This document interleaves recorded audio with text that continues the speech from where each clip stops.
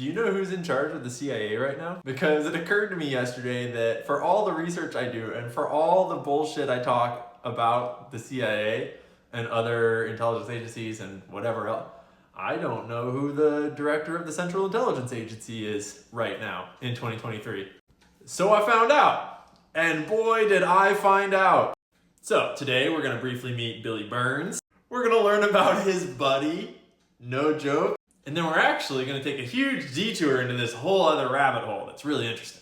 Really, this is a video about the Carnegie Endowment for International Peace, not about Bill Burns, the director of the CIA. That's just how I got down this rabbit hole in the first place. And if you've been following me on the TikTok, on the other channels, you know that we're currently doing a lot of deep diving into think tanks, trying to figure out what the hell is going on with these think tanks. Well, this is another one of these think tanks, and it's a big one. Like, according to Penn State, it's like the biggest one. So let's rewind and start at the start here, and I'll just run you through everything I know so far. We're trying out this new format where it's basically just like I'm just a guy doing research, you know? I mean, I don't have some big studio, I don't have any team, we don't have any script.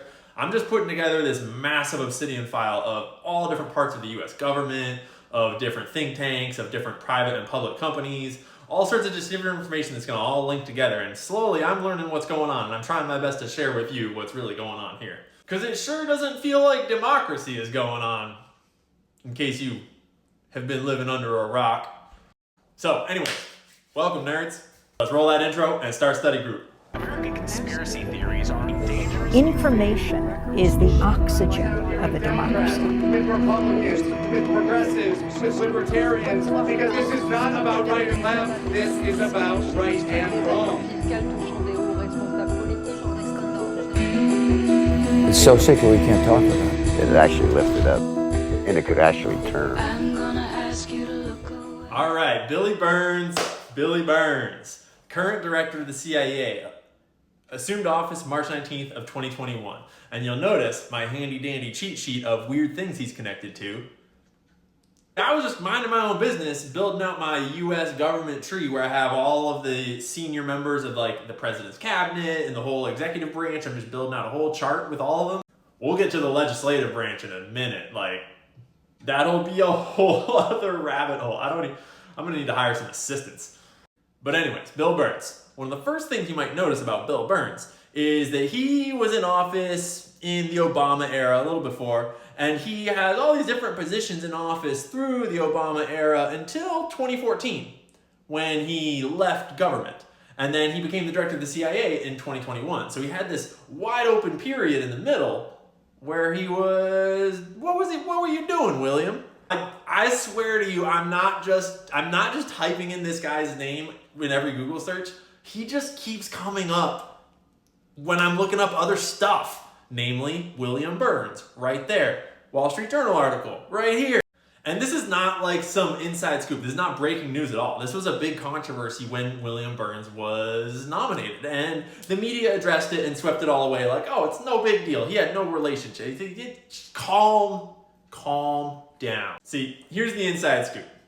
Burns, who now is the director of the CIA, he met with Homeboy a decade ago when he was preparing to leave government and enter the private sector for the first time. And gosh, I gotta figure out my screenshots so they don't get cut off on the side. But anyways, our boy, whose name I'm not gonna say out loud, he was shared with Burns as an expert in the financial services sector, and he offered general advice on the transition to the private sector, she said. There was no other relationship. And documents containing the private calendars of our homeboy revealed that Burns met with him a few different times in 2014 when he was doing this transition. This was before he had been the director of the CIA. At this point, he was like a diplomat for the most part. He had spent time in Russia, Iran. He actually had a lot of relevant diplomatic experience to today's modern world. But like, I can't help but wonder why in 2014, after this guy had already been convicted of soliciting snostasnushin from a Sniner, right? Why was he being chosen or shared with US diplomats to help them enter the private sector, to help them get a job? Like, dude was the ambassador to Russia, and the Deputy Secretary of State. One boy was connected. Billy Burns could totally have gotten a job in the private sector on his own, right? Right? Why did he need Epstein's help? And what job did Epstein... shit, I said his name.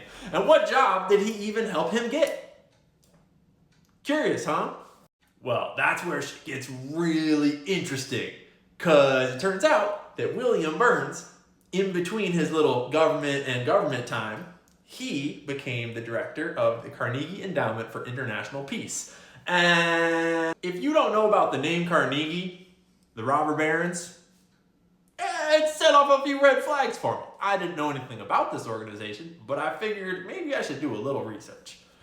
And I didn't have to do a whole lot of research before I noticed that Elihu Root was the first chairperson and the first president.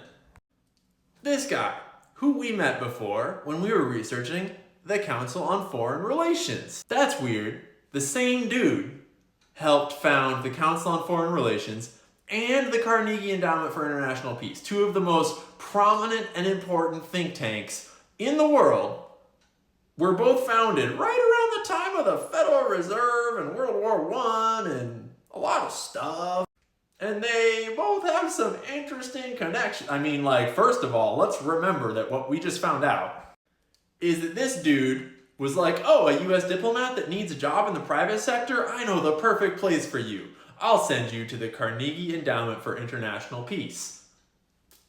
But I also couldn't help but notice that the chairperson of the Carnegie Endowment for International Peace during 47 through 53 was John Foster Dulles.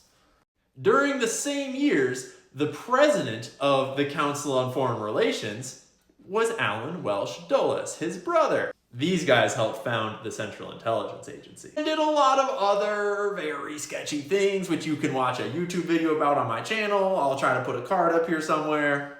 History of the CIA. Go check it. It's spicy. And I also noticed that the current chairperson of the Carnegie Endowment for International Peace is Penny Pritzker. And if you don't know about the Pritzkers, we'll do a whole other deep dive on the Pritzkers and on the Harvard Corporation later. So anyways, my section for the Carnegie Endowment starts growing, and I'm like, next step, follow the money, baby. Where are they getting their money from? What are they spending it on? What do they actually do? And to be clear, I still don't know what they actually do. I got no idea how they're spending all this money, because this is straight off the Bill and Melinda Gates Foundation's website. They gave them a $1.2 million grant. That was in 2020. So I got curious and went to the spreadsheet of all of the data for all of Bill and Melinda Gates Foundation's grants ever given in history. Turns out that they are really down with anything that has the name Carnegie on it. You need some Bill money, you just start something that says Carnegie and they got you, bro. They got so many grants for all sorts of Carnegie things. It's crazy. But corroborated, there's the grant we're talking about. There's another one, both for the Endowment of International Peace. But it's not just Bill and Melinda, or Bill, really, like, let's be clear, Melinda got the fuck out of there. It's also the MacArthur Foundation, who's given almost $25 million to them since '88, including 44 grants for nuclear challenges and human rights. What does that mean? Because that's a lot of money. But wait, there's more. Here, let me get real close and squinty so I can read this. The Hewlett Foundation, they've given approximately $24 million since 2001. The Ford Foundation has given $4.75 million since 2006 to 2020. The Mellon Foundation has given $840,000 since 95. The Sloan Foundation has given $1.3 million since 2009. The Rockefeller Brothers Fund has given $1.3 million since 2017. And George Soros, the Open Society Foundation down here at the bottom, they've given, holy moly, $6.5 million just since 2016. That's a lot of money. How do you think a think tank spends, $50 million or whatever they got? So, what does the CEIP do with all this money? I don't know, but I know that they publish books. Not sure how many millions of dollars that costs, but books like A Public Role for the Private Sector. Interesting title, guys. Yes, we're giving very Schwaby vibes right now. There now exists over 60,000 multinational corporations with more than 450,000 subsidiaries in every corner of the world. In the process, most people believe that multinational corporations deliberately undermine national regulatory systems and drive standards down to the lowest common denominator. Yet, many companies participate in collective efforts to develop... I see where this is going. Public-private partnership? Corporations really aren't so bad. They're actually great. They're actually self-regulating. Actually, we don't even need to regulate them. They're just good people, just doing good by the whole world. Which is why it's a great idea for American policy to be that corporations run the government. Because corporations are the best at running the government. Like, better than the people. I mean, why have a democracy when you could have a corporatocracy, bro? Alright, anyways, let's talk about the president. Not that president, this president. Tino Coelho. Not really sure. I think he's Brazilian, maybe? And yeah, Tino's got like a whole host of things going on over here. Not the least of which being, he's part of the Harvard Corporation, which is the oldest corporation in the United States and the most powerful governing body at Harvard. You know, this Harvard that we were recently studying over on the Tic Tac. You know, this Harvard that has close ties with the CIA and lets them conduct spy operations in their college campuses. The one that looks suspiciously like it's been recruiting high-end diplomats and politicians for years. I mean, realistically, like, that's not even a conspiracy. Obviously, Harvard is where they're training diplomats and politicians and, like, world leaders and CIA operatives and stuff. That's the point of Harvard. But once you start looking into the Harvard Corporation, like their board of directors, so to speak, you start finding people that have other connections that seem interesting. So that's where we'll go next. Harvard. Not literally, they won't let me in. We'll just dig through their dirty laundry on the outside. So, a quick summary of what we just learned. Joe Biden recruited the current director of the Central Intelligence Agency straight out of this think tank. Interesting. Score one for think tanks being tied to intelligence agencies. In case we didn't already have ample evidence of those ties. Furthermore, he had been placed at that think tank by a certain dude who has ties to intelligence agencies, as well as a lot of other fucked up shit. Why was he recruiting the directors of said think tanks? I don't know.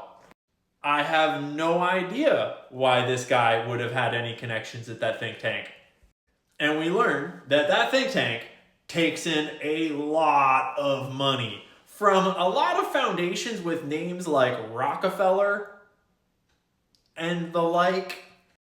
By the way, when someone calls themselves a philanthropist, this is what they might mean.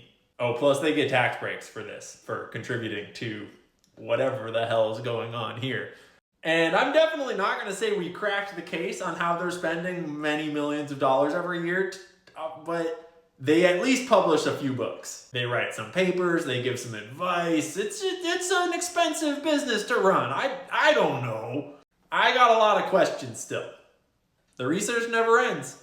That's why this is so great. Because we don't know what the fuck's going on. And no one will tell us. And when we try to research it with publicly available information on the internet, like a basic Wikipedia article, for some reason big tech censors us and takes down our TikTok videos. Or what have you. Because it's dangerous to understand how the US government works?